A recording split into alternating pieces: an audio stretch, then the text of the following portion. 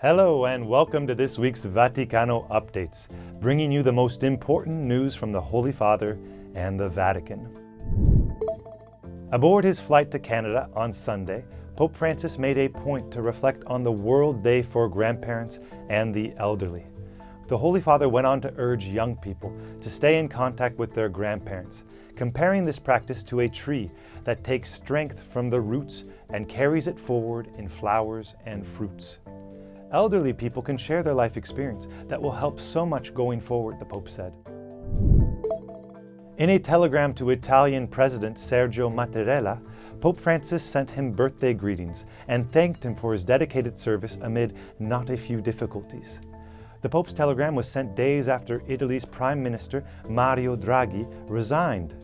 The Pontiff wrote, "At this particular juncture, marked by not a few difficulties and crucial choices for the life of the country, you continue to make a fundamental and indispensable contribution with gracious leadership and exemplary dedication."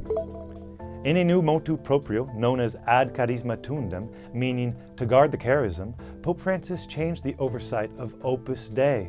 It also decreed that its leader, the prelate, can no longer be a bishop.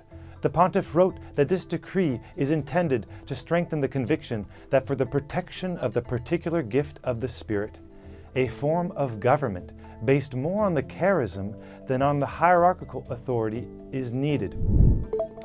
The Church must do more for anyone affected by sexual abuse, even when the Church can appear tarnished because of these scandals, and no matter what the local conditions are.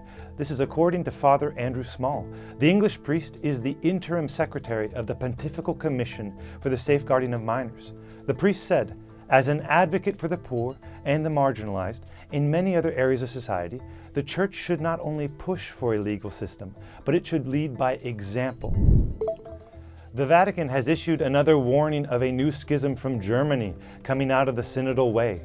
The Synodal Way in Germany does not have the power to compel bishops and the faithful to adopt new forms of governance and new orientations of doctrine and morals. The Vatican said this in an official statement published in Italian and German on Thursday.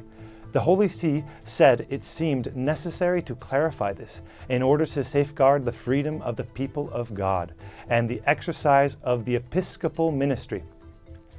Thank you for watching this week's Vaticano Updates. I'm Benjamin Crockett for EWTN Vaticano.